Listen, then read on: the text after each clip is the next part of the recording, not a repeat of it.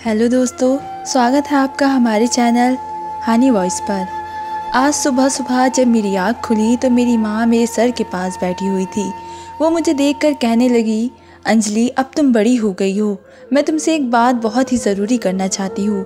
माँ ने मेरा हाथ थाम कर मुझसे इतना ही कहा था और फिर उन्होंने कमरे की खिड़कियाँ और दरवाजे बंद कर दिए। मैं हक्का बक्का सी मम्मी की तरफ देखती रह गई थी।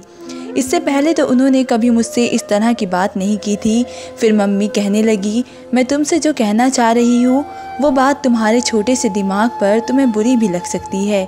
हो सकता है तुम्हारे दिल को तकलीफ़ भी हो, इसलिए तुम अपना दिल थाम लो। मुझे तो यही लगा था कि मम्मी बेकार से सनसनी फैला रही है, मगर जब मैंने मम्मी की बात सुनी तो मेरा दिल बंद होने लगा था।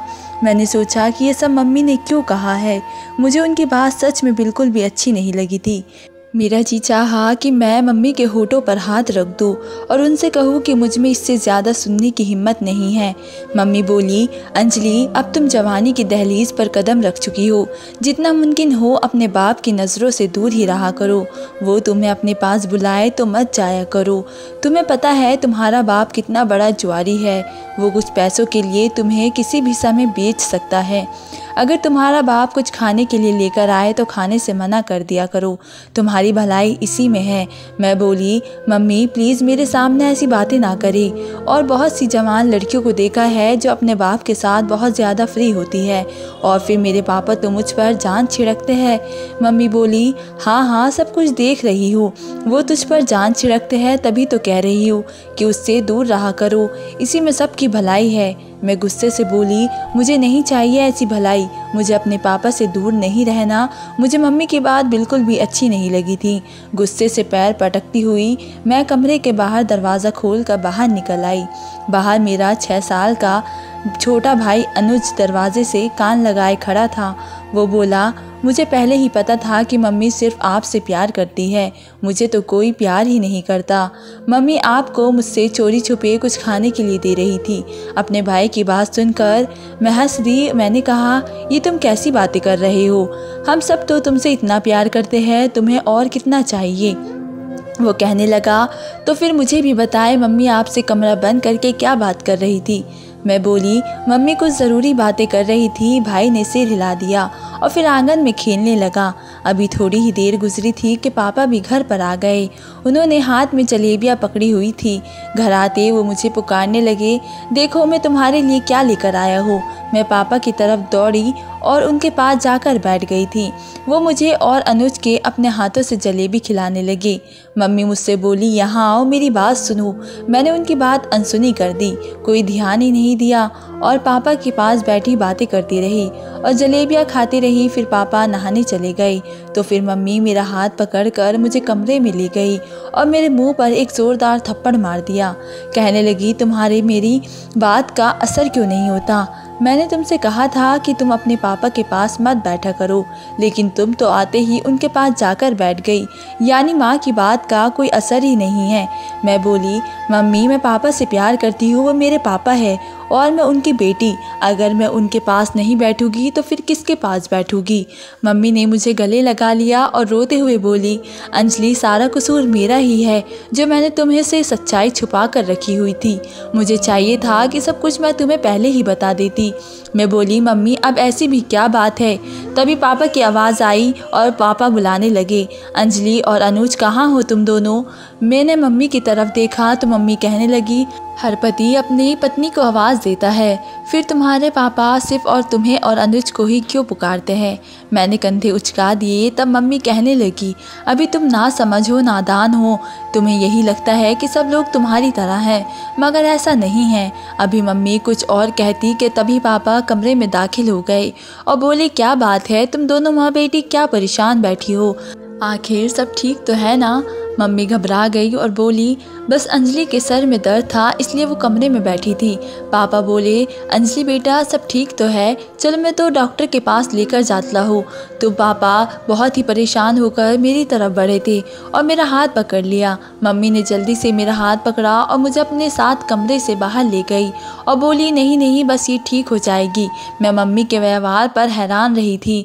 मम्मी ने आज से पहले तो कभी ऐसा कुछ नहीं कहा था। खाना लगा तो सब मिलकर खाना खाने लगे।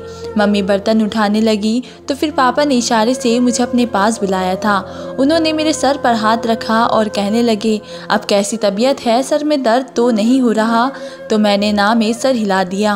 पापा कहने लगे, अंजलि अपनी माँ की बातों की वजह से परेशान मत होना, वो ज़रा उल्टे दिमाग की है, कभी भी कुछ भी बोल देती है। मैंने सर हिला दिया और पापा के पास से उठ गई थी। मुझे मम्मी का डर था कि अगर उन्होंने मुझे फिर से पापा के साथ देख लिया तो फिर से गुस्सा करेगी। मगर ये बात भी सच थी कि मेरे पापा जुआरी थे, लेकिन वो अपना घर अच्छे से चला रहे थे। ऑफिस भी रोज़ाना जाया करते थे। जब रात हुई तो मम्मी और पापा के कमरे से लड़ाई की आवाज़ आने लगी थी। अनुज सहम गया था।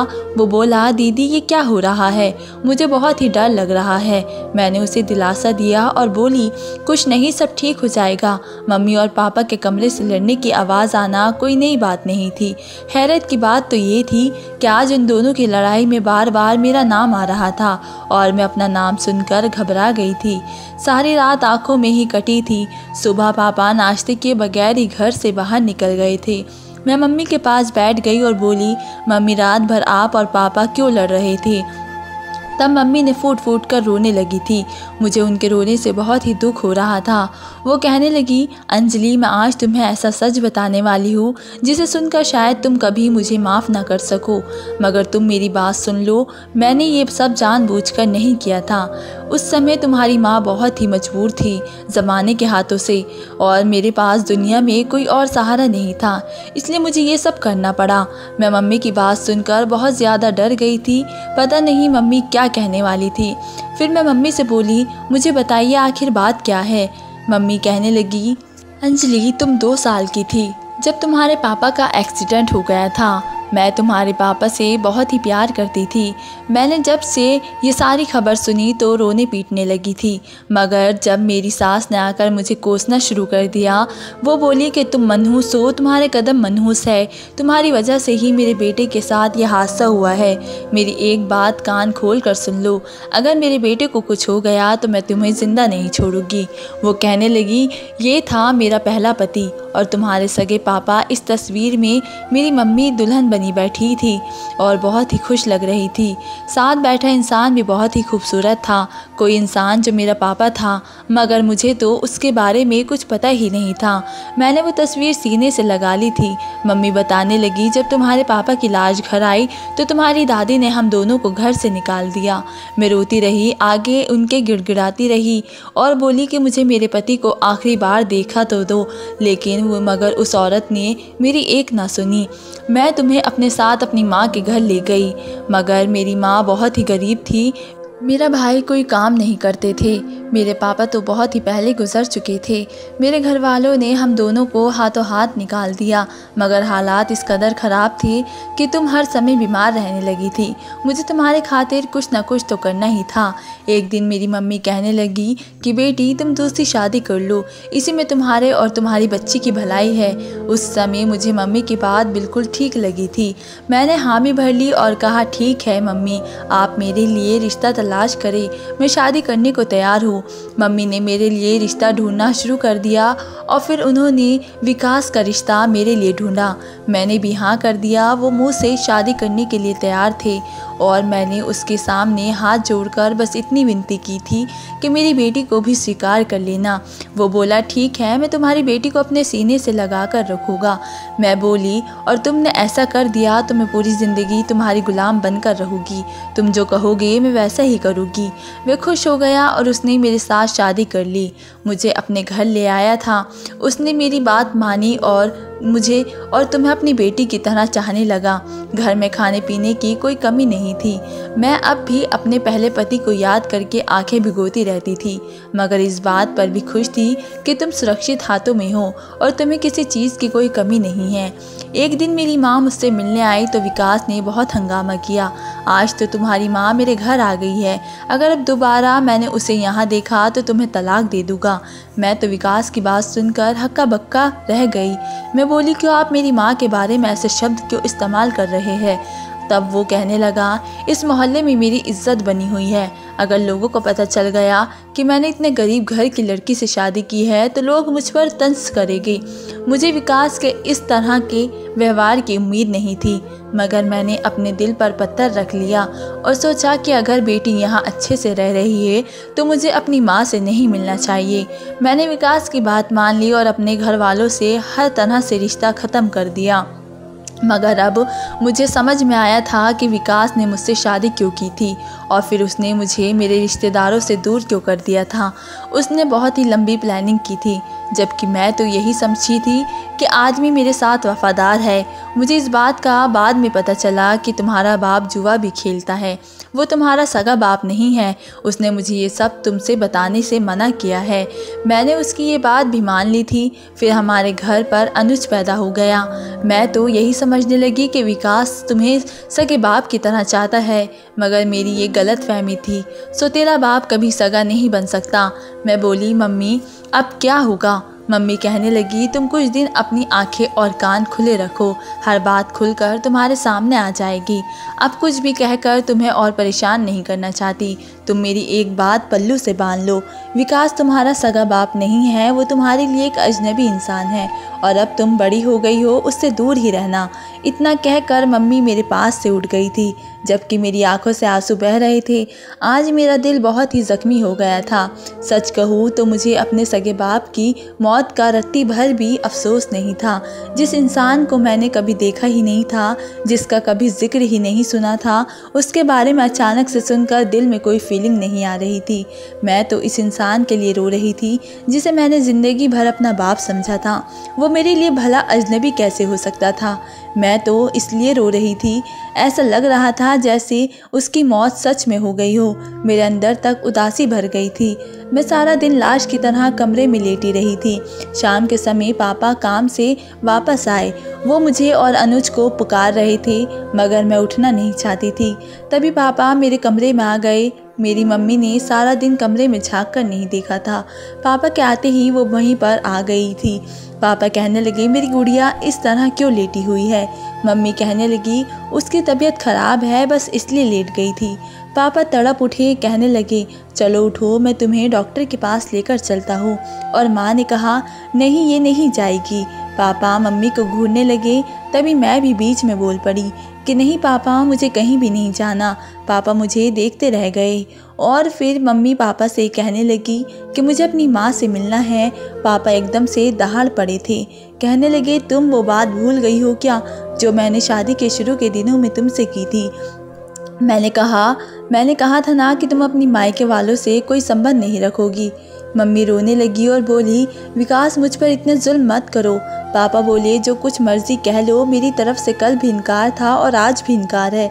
इतना कहकर पापा बाहर चले गए, जबकि मम्मी मेरे पास आ गई और बोली, देखा तुमने अपने बाप का घमंड। तब मुझे एहसास हुआ कि जिस इंसान को मैं फरिश्ता समझ रही हूँ वो असल में अच्छा इंसान नहीं है। उसने मेरी माँ से उसके सगे रिश्ते तक छीन लिए थे। आज रात मेरे पापा और मम्मी की बहुत ही लड़ाई हुई थी। मैंने सुबह उठकर वजह पूछी तो मम्मी ने सब कुछ सच बता दिया था। कहने लगी, सच ये है विकास तुम्हारी जवानी और खूबसूरती को देखकर लालच में आ गया है। वो तुम एक अमीर आदमी को बेच देना चाहता है। मम्मी के मुंह से ये बात सुनकर मैं हक्का बक्का रह गई थी। मैं रोने लगी। उस दिन एक इंसान हमारे घर आया था। मैंने मम्मी से पूछा कि ये कौन आदमी है। तब मम्मी ने बताया, ये तुम्हारे मामा हैं। मामा मुझे बहुत ही अजीब लगे थे। मम्मी ने मुझे कहा कि मामा के पास जाकर उन्हें नमस्ते करो, जबकि मैं तो दूर से ही उनको देख रही थी। खैर जब पापा घर वापस आए तो मेरे मामा को देखा तो फिर गुस्सा हो गए थे। वो मम्मी से कहने लगे, ये इंसान अभी मेरे घर से चला जाए, नहीं तो मुझसे बुरा कोई नहीं होगा। पापा घर से बाहर निकल गए थे। मुझे मम्मी पर भी तरस आ रहा था कि बेचारी अपने भाई से बहुत समय बाद मिली थी। खैर पापा के दोबारा घर आने से पहले ही मामा वापस लौट गए थे। पापा जब घर आए तो मैंने खुद को कमरे में छुपा लिया था। मैं नहीं चाहती थी क्यों मुझे बेच दे। मुझे अब हर समय डर लगने लगा था। और एक रात बहुत ही अजीब घटना घटी थी। मम्मी मेरे पास आकर मुझसे कहने लगी, आज रात तुम्हारा सौतेला बाप तुम्हें बेचने वाला है, लेकिन मैं तुम्हें बचा लूँगी। मैं तुम्हें उस जालिम के हाथों बर्बाद नहीं होने दूंगी। इतना कहकर मम्मी ने मेरे नाक पर रुमाल रख दिया था और फिर मैं गहरी नींद में सो गई थी। जब मुझे होश आया तो मैंने खुद को एक अजीब से कमरे में पाया था। मैं उठकर बैठ गई। दिल में अजीब सी घबराहट होने लगी थी, मगर तभी मुझे अनुज नज़र आ गया था। मेरा भाई मेरे साथ था। मेरे कमरे से बाहर निकली तो मम्मी पर नज़र पड़ी थी। मैं मम्मी के पास जाकर बैठ गई और बोली, हम कहाँ आए हैं मम्मी? मम्मी कहने लगी, रात को विकास तुम्हें बेचने वाला था, मैंने तुम्हारे मामा को फ़ोन कर दिया। भगवान का धन्यवाद हुआ कि उसने समय पर हमें बचा लिया है। अब हम तुम्हारे मामा के घर पर है और एकदम सुरक्षित है। मैंने सिर हिला दिया। मुझे बहुत ही अफसोस हुआ। काश वो इंसान जिसको मैं अपना बाप समझती रही वो ऐसा ना निकलता। मामा का घर अजीब सा था। इस घर में बहुत सी औरत है और मर्द थे, वो सब अजीब से थे। मुझे अच्छा महसूस नहीं हो रहा था। मेरी माँ भी हमसे अलग अलग रह रही थी। 2 दिन तो आराम से गुजर गए थे, मगर तीसरी रात कुछ अजीब हुआ था। मेरे मामा जो एक बार हमारे घर भी आ चुके थे, मेरे कमरे में दूध लेकर आए और बोले कि उसको पी लो। मेरी नज़र उनकी तरफ पड़ी और पहली बार मैंने उनको गौर से देखा था। मैंने मामा के हाथ से दूध का गिलास पकड़ा तो मेरी मामी ने इशारे से मुझे अपनी तरफ बुलाया। मैंने उनकी तरफ देखा तो मुझे दूध पीने से मना कर रही थी।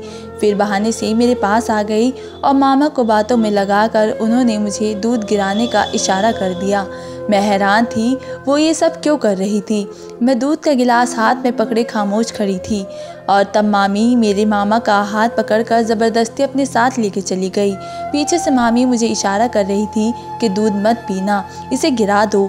मुझे अपनी मामी अच्छी नहीं लगती थी। जब से हम आए थे तब से हमसे बातचीत ही नहीं करती थी और आज जब मामा के दिल में मेरे लिए प्यार आ गया था तो मेरी हमदर्द बनकर आ गई थी। मैंने गुस्से से सारा दूध पी लिया था और अपने कमरे में आकर लेट गई थी। थोड़ी देर गुजरी थी कि मेरी आंखों के आगे अंधेरा छा गया था। मैं गहरी नींद में डूब गई थी। जब मेरी आंख खुली तो मैंने खुद को एक कमरे में पाया था। ये कोई आम कमरा नहीं था। मैं उठकर बेड पर बैठ गई। एक तरफ फूलों की खुशबू थी। मैंने अपने आप को देखा तो दंग रह गई थी। मैं तो दुल्हन की तरह सजी हुई थी। तभी कमरे का दरवाज़ा खुला था और एक बूढ़ा सा मर्द कमरे में दाखिल हुआ था। मैं उसको देखकर घबरा गई और बोली, तुम कौन हो? वो मुस्कुरा दिया और बोला, आज की रात तुम मेरी मेहमान हो। मेरा दिल बहुत ही घबरा रहा था। मैंने उस कमरे से निकलने की बहुत कोशिश की थी, मगर मुझे बेहोश कर दिया गया। उसके बाद क्या हुआ मुझे कुछ भी याद नहीं। सुबह हुई तो मेरे मामा मुझे घर लेकर आ गए। मैं बोली, ये सब क्या था? वो हंसकर बोले, हमारे यहाँ तो यही दस्तूर है, यहाँ पर लड़कियाँ ऐसी ही रहती है। मैं घर पहुँची तो खूब शोर मचाया था। मैंने इस सब का दोषी अपनी माँ को ठहराया था, मगर उसने मेरी एक ना सुनी। माँ कहने लगी, तुमने अब ज़िंदगी भर यही काम करना है, इसलिए ड्रामा करने की ज़रूरत नहीं है। जब मेरा छोटा भाई मेरी तरफ से बोला तो मामा ने एक ज़ोरदार थप्पड़ उसे भी मारा था और वे दूर जाकर गिरा था। उसकी हालत देखकर मैं उसकी तरफ भागी थी। मम्मी ने तो इतना भी नहीं कहा कि तुमने मेरे बेटे को क्यों मारा। मम्मी सामने बैठकर सिगरेट पी रही थी। मैं आंखें उन्हें फाड़े देख रही थी। आज मैं अपनी माँ का ये कैसा रूप देख रही थी। माँ कहने लगी, अगर तुम्हें अपने भाई की जान प्यारी है तो आज के बाद इस काम से इनकार मत करना। मैंने तो कभी सपने भी नहीं सोचा था कि मेरे साथ ये सब कुछ होगा। मैं तो बड़ी इज्जत की ज़िंदगी गुजार रही थी। मेरा बाप सौतेला निकला और वो मुझे बेचना चाहता था, जबकि माँ सगी होने के बावजूद भी सौतेली जैसी थी। उसने मेरी जवानी और खूबसूरती का सौदा कर दिया था। मैंने अपने छोटे भाई के खातिर इन जालिमों के आगे घुटने टेक दिए। मैं अब आईने में खुद को देखती तो डर जाया करती थी। मुझे खुद से दहशत होने लगी थी। एक दिन घबराहट ज़्यादा पड़ी तो छत पर चली गई थी। थोड़ी देर बाद मुझे कदमों की आवाज़ सुनाई दी थी। मैंने मुड़कर देखा तो मेरी मामी खड़ी थी। वो मुझे बड़े गौर से देख रही थी। फिर बोली, तुम्हें देखकर ऐसा लगता है कि तुम ये सब कुछ करना नहीं चाहती, फिर ये सब कुछ क्यों कर रही हो? मैं गुस्से से बोली, आपके पति ने धमकी दी है कि मैंने अगर उनकी बात ना मानी तो मेरे भाई को मार देंगे। मामी धीरे से बोली, अभी भी समय है, तुम अपने बाप के पास भाग जाओ। मैं बोली, वो तो मेरा सौतेला बाप है और मुझे बेचना चाहता है। मामी हैरत से मुझे देखकर बोली, कौन सा सौतेला बाप? मैं बोली, विकास। मामी ने अपना माथा पीट लिया। तुमने अपने चेहरे की बनावट को गौर से देखा नहीं क्या? तुम हूबहू विकास पर गई हो। वो तुम्हारा सौतेला नहीं बल्कि सगा बाप है। तुमसे किसने कह दिया कि वो तुम्हारा सौतेला बाप है? और मैं बोली, मम्मी ने कहा था, मामी ने कहा कि तुम्हारी माँ एक नंबर की झूठी औरत है। सौतेला तुम्हारा बाप नहीं, सौतेली तुम्हारी माँ है। ये लोग बहुत ही बुरे लोग हैं। इनका धंधा क्या है वो तो तुम जान ही चुकी हो। तुम्हारे सौतेली माँ भी जवानी में यही सब करती थी। फिर एक अमीर आदमी से शादी करके उसके साथ चली गई। उसने 2 महीने तुम्हारी सौतेली माँ को साथ रखा और फिर तलाक दे दी। तब उसकी मुलाकात तुम्हारे पापा से हुई थी। वो भी एक अमीर बाप की औलाद था। तुम्हारी सगी माँ मर चुकी थी। उस समय तुम 2 साल की थी। विकास घर वालों से किसी बात पर नाराज़ होकर अपना शहर छोड़कर यहाँ पर आ गया था। तुम्हारी माँ ने उसे अपने जाल में फंसा लिया और वो बेचारा सीधा सादा सा था और तुम्हारी माँ से शादी कर ली थी। जब तक तुम्हारी माँ की असलियत उसे पता चलती तब तक अनुज पैदा हो चुका था। तुम और अनुज विकास की सगी औलाद हो। वो इतना शरीफ आदमी था कि बच्चों की वजह से तुम्हारी माँ के साथ गुजारा करता रहा।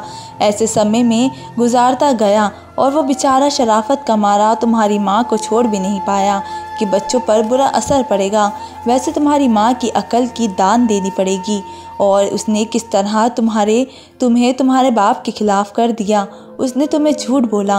अभी ज़्यादा देर नहीं हुई है, उस रात उस बूढ़े के दूध में मैंने नींद की दवा मिला दी थी जिससे कि अभी तुम्हारी इज्जत सुरक्षित है, लेकिन मैं आगे ज़्यादा दिन तक तुम्हें सुरक्षित नहीं रख पाऊंगी। तुम अपने घर वापस लौट जाओ। सारी सच्चाई जानकर मेरी आंखों से आंसू आ गए थे। मुझे उस समय अपने पापा की बहुत याद आई थी। जी चाहा कि दौड़कर घर जाऊं और पापा के गले लग जाऊं। मैंने मामी के हाथों को थाम लिया। मैंने कहा, आपने मेरे ऊपर इतनी मेहरबानी क्यों की? मेरी बात सुनकर मामी ने रोते हुए कहा कि जो समय अभी तुम्हारे ऊपर है मेरे ऊपर भी आया था। तुम्हारे मामा ने मेरे माँ बाप को बहला फुसला कर मेरे साथ शादी कर ली थी, लेकिन शादी के बाद उसने मुझे गलत धंधे में उतार दिया। शुरू में मैं बहुत रोई, खुद को बचाने की कोशिश की लेकिन बचा नहीं पाई और मजबूरन मुझे इस पाप के दलदल में उतरना पड़ा। लेकिन जब मैंने देखा कि तुम्हें भी वही सब कुछ करने पर मजबूर किया जा रहा है तो फिर मैंने सोचा कि मैं खुद को तो नहीं बचा पाई लेकिन तुम्हें बचाने की पूरी कोशिश करूँगी। उस रात जब तुम्हें वो बुढ़ा खरीद कर ले गया तो मैं भी पीछे पीछे चली गई थी और उस बुढ़े के दूध में मैंने नींद की दवा मिला दी थी जिससे कि वो सो गया था। जल्दी से यहाँ से भाग जाओ, समय बहुत ही कम है तुम्हारे पास, क्योंकि आज की रात तुम्हारे मामा ने फिर तुम्हारे लिए खरीदार तैयार रखा है। आज की रात मैं तुम्हें नहीं बचा पाऊंगी क्योंकि तुम्हारे मामा को शक हो गया है कि उस रात बुढ़े को मैंने ही सुलाया था। इतना कहकर मामी जल्दी से नीचे चली गई थी। जब मैंने घड़ी देखी तो रात के 8 बज रहे थे। सच में मेरे पास समय बहुत ही कम था। मामा किसी भी समय उस ग्राहक को लेकर आ सकते थे। मैं जल्दी से नीचे उतरी और मेन गेट की तरफ कदम बढ़ा दिए, लेकिन मेरी किस्मत बुरी थी। मामा और एक आदमी अंदर आते हुए दिखाई दिए। मामा ने मेरा हाथ दबोचा और घसीटते हुए कमरे में ले आए। रात के समय मुझे फिर एक गैर मर्द के हवाले कर दिया गया था। आज की रात मैं जिसकी मेहमान थी, मैंने बड़ी ही चालाकी से उसे कुछ ज़्यादा ही शराब पिला दी और वो नशे में सो गया था। तब जल्दी से मैंने उस आदमी की जेब से मोबाइल निकालकर पापा का नंबर मिलाया था और मैंने उन्हें सारी सच्चाई बता दी थी और घर का पता भी बता दिया था। कुछ देर बाद मेरे कमरे का दरवाज़ा बजा था। मैंने दरवाज़ा खोला तो माँ कहने लगी, जल्दी से मेरे साथ चलो। मैं उनके साथ गई मगर उसी समय पुलिस आ गई थी। पुलिस को देखकर माँ की जान निकल गई थी। पुलिस के साथ पापा भी खड़े थे। पुलिस ने माँ और मेरे मामा को पकड़ लिया था। पापा मुझे और भाई को अपने साथ ले गए थे। इस बार पापा हमें अपने पुराने घर ले गए थे, दादा दादी के पास। पापा ने बताया था मामा ने पापा को मारने की कोशिश की थी, वो बेहोश हो गए थे। तब मेरी माँ और मामा घर से हम दोनों को लेकर फरार हो गई थी। अब मैं अपनी दादी के पास रहती हूँ। मेरी दादी ने मुझे और अनुज को खुशी खुशी स्वीकार कर लिया है और मेरी बुआ और मेरे चाचा चाची सब हमें बहुत ही प्यार करते हैं। ज़िंदगी में फिर सुकून हो गया। मेरी माँ और मामा जेल में हैं। मामा ने पहले ही बहुत ही जुर्म किए थे। मैं भगवान का धन्यवाद करती हूँ कि उसने मुझे बुराई से बचा लिया था और मेरी इज्जत भी सही सलामत रखी थी और अब मैं और मेरा भाई पापा के पास हंसी खुशी ज़िंदगी गुजार रहे हैं। तो दोस्तों, उम्मीद है कि ये कहानी भी आपको ज़रूर पसंद आई होगी और इस कहानी को लेकर आपकी क्या राय है कमेंट बॉक्स में ज़रूर बताएं। और अगर कहानी अच्छी लगी हो तो प्लीज़ लाइक करें। अगर आपने हमारे चैनल को अभी तक सब्सक्राइब नहीं किया तो ज़रूर कर लीजिए। तो मिलते हैं ऐसी ही मोटिवेशनल कहानी के साथ। तब तक के लिए धन्यवाद।